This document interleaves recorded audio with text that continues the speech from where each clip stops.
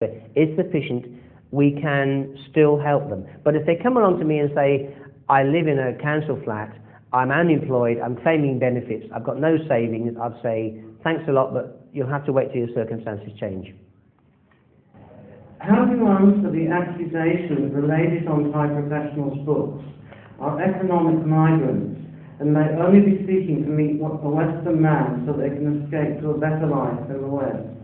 This is the commonly held assumption, that ladies are wanting to escape from Thailand to move to a better life in the West. The ladies on our books, almost without exception, are looking to escape from Thai men, not from Thailand. If the gentleman would, quite often a guy will say to a lady, look, I'm thinking of moving out here, the lady's going to be over the moon about that.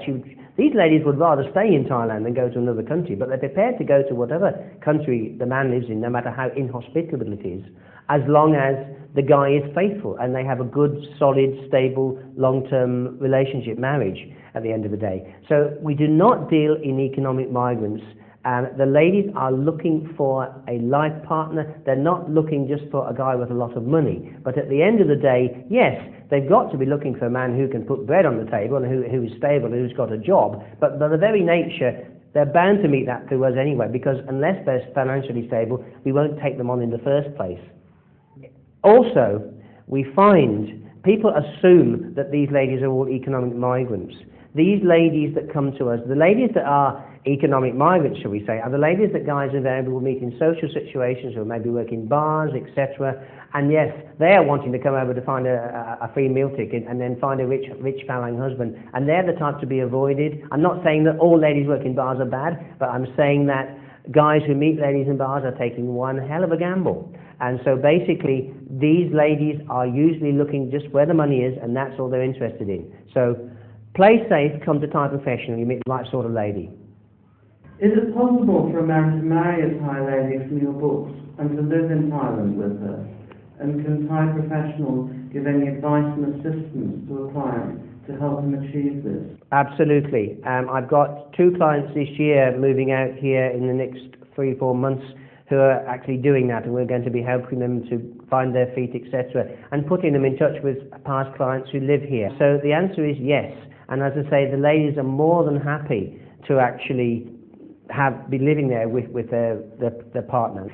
Is religion important to the Thai ladies on Thai professionals' books? And do the religious beliefs or disbeliefs of the man matter to her? Buddhism is very important to the Thai ladies, but it's a way of life. It's not some sort of Bible-bashing religion. At the end of the day, yes, all the ladies on our books are Buddhist, but at the end of the day, Buddhism is compatible with virtually any other religion. So please don't think if you marry a Thai lady, you have to have some sort of strict religious instructions, certain things you have to do. If a lady is Buddhist and the man is a Christian, they'll go together. If he's a Roman Catholic, they'll go together. It's not a problem. At the end of the day, the ladies, when they come to the gentleman's new country, they'll probably want to be able to go to the temple maybe once or twice, maybe 3 or 4 times a year, so that they can worship, have meditation, etc. And at the end of the day, it's not some sort of Bible-bashing religion. If a gentleman has got no religion at all, also that's not going to be a problem. If he's an atheist, it's not a problem. The only religion that would be any problem for a Thai lady on our books would be any religion which permitted the gentleman to have more than one wife. So, because the reason the ladies join us is because they want to escape from Thai men who may decide to have what's called a Mayanoi, or a minor wife. So that's the only real problem. But it's not a problem at all. I've actually had ladies who've come over who've been Buddhist and they've married a born-again Christian and they converted to Christianity. It's not like a normal religion. Now, to summarise, in a nutshell, can you walk me through the entire process of how everything occurs from the first contact of yourself until the man is happily married and living with his new wife in his home country? Okay, well, first of all, gentlemen will make base with me either by my website or if they've seen an advert in the press, by telephone. I will call them up, I will reply to them, and I will have a good chat with them, and I will find out their circumstances. I'll find out, first of all, if they're in employment, or if they're not working, if they're of independent means, if they're retired, if they've got a private pension or means of being a sponsor for a Thai lady. We'll first of all establish their financial credibility. Now, don't get me wrong, these ladies are not all looking for rich men, but what I'm trying to say to you is, unless the man has a certain level of income, we will not later be able to do the visa. And there are some agencies perhaps that are maybe a little economical with the truth and will sort of sugarcoat it and say, oh, that'll be all right, don't worry about that, we'll sort it out. But they're just very happy to take the money and say goodbye. They'll probably be not trading in 2 years' time. I've had about a dozen of my clients over the last, since 1997, who have started agencies against us, and none of them seems to trade for more than a couple of years at the most. And they go into this because they think it's some sort of get-rich-quick scheme. It's not. Anyway, coming back to the answer, and that is, if a gentleman has ticked the first box, basically, and his financial status is satisfactory, and it's sufficiently high, I believe, that we'll be able to successfully do a visa, that's fine. We'll go on to the next question. I need to establish with him if he is prepared, first of all, to understand he has to travel to Thailand twice to achieve this, and that he has to make 2 trips, and that it will take several months.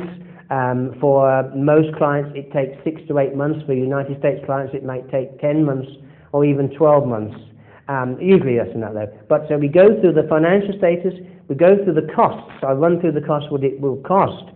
I go through all these things before I even, if I send to a brochure, we even send them a brochure. I like to ask clients a lot of information. Now, all right, 50, 60, 70% of the guys that phone me up will not get past this first conversation because they'll soon realise, oh God, I didn't know it was this, or I'm not that serious after all, I was just wanting a bit of fun, or I'm looking for sort of something more casual. That's fine, they can go and do that. They can come back to me in a few years' time. Assuming he's financially stable, assuming he's looking for a long-term relationship, assuming he's prepared to understand that he has to travel to Thailand twice, we'll get down to the stage I'll send him more information. If he wants a brochure, I'll send him a brochure. If he's found on the internet, I'll tell him probably just to go through my website. If he can't find any ladies and about 1,000 on my website that he likes, then maybe he should be looking at something else, or maybe, I don't know. If you're a red-blooded male, it's highly unlikely you're going to look through all the ladies on my website and not feel something stirring in your mind that thinks, yes, that lady's really nice, I like her very much. Anyway, if we cover those 3 points, we then get down to I'll go into more depth with the guy. If he's found me on the internet, he will have filled out a biodata form on himself, so I'll have some information on him. I will then want to sort of walk him through the steps, as I'm talking to you now how it works, the steps of how it works.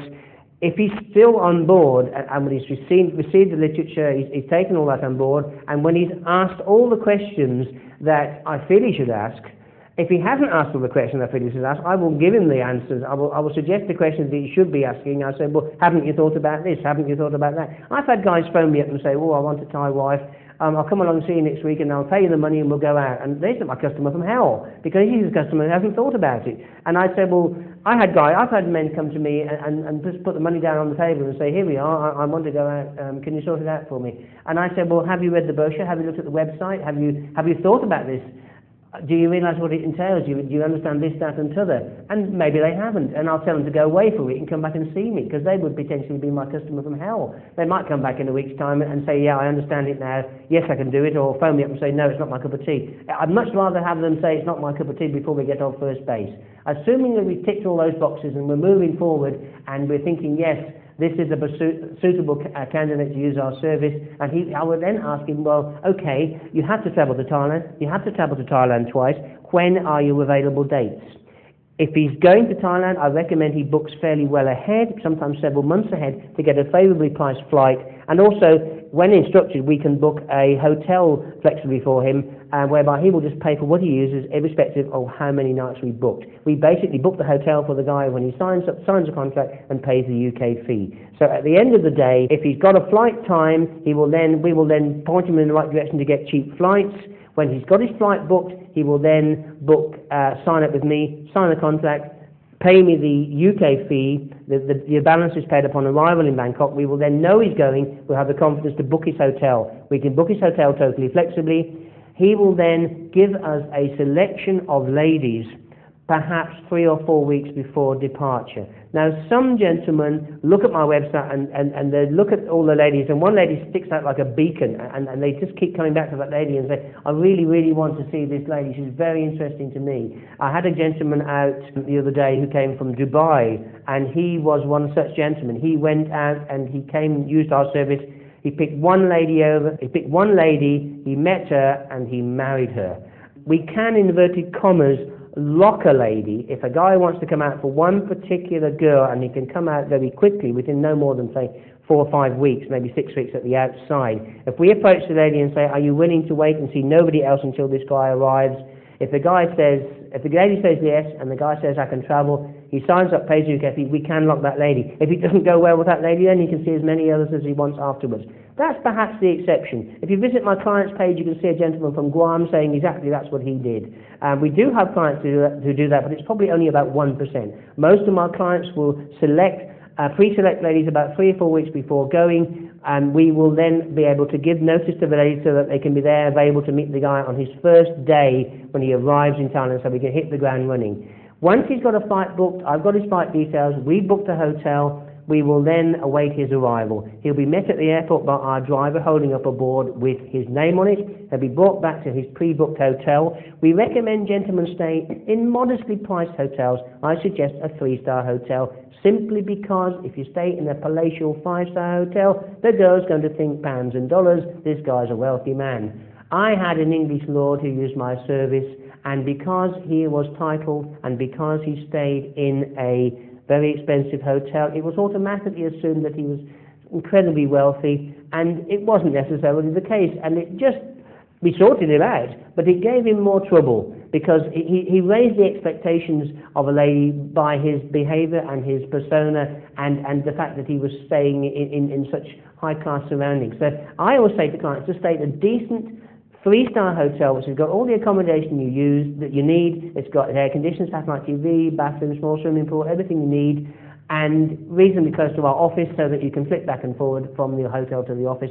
The hotel booking is totally flexible. If a lady eventually comes to see you, meet you in reception in the hotel or something, she will not think, oh, this is we're staying in the Erawan Hyatt, he must be a wealthy man. That's not a good impression to give. I always say to stay in a modest hotel. It's only somewhere to rest your hat at night, and you're out all day dating ladies anyway. You'll be out on day dates. You don't need a fancy hotel. What will happen is then he'll be brought back from the airport. If he's arrived very early in the morning, we may have prearranged that he comes to the office and starts meeting ladies immediately that day. More often than not, the guy will be tired, he may be jet lagged or whatever, and he needs to get an early night, and will be picked up at 10 o'clock the next morning, brought into the office, and start meeting ladies at hourly intervals, or maybe half-hourly intervals, with a bilingual member of staff, one of whom we've seen on the video, a bilingual member of staff in attendance, sitting there and answering all the questions of both parties. We like clients to be organised. Sometimes they're not. We like clients to be organised. It's not unusual for clients to come with a clipboard with a load of questions that they want to ask. It may sound a bit impersonal, but it's not such a silly idea really, because he knows what he wants to ask and he'll get all those questions answered. If a guy likes a lady and he believes that she likes him, and they both are interested in going out, first of all, we'll establish whether she really does want to go out with him. We suggest that we probably ask her privately, out of earshot, whether or not she genuinely wishes to go out with a man or not. If the answer is affirmative, then that will be fine, and they will perhaps go out on a date. And it goes on from there. Guys meet and date and meet and date. But the lady and the man do not go out on a date until all the questions have been answered to the mutual satisfaction. The gentleman will sign a slip to say, I'm going out with this lady, I've met this lady, and it actually says on the form, you will behave like a gentleman and not. It's for the lady's protection, and it's for the men's protection as well. At the end of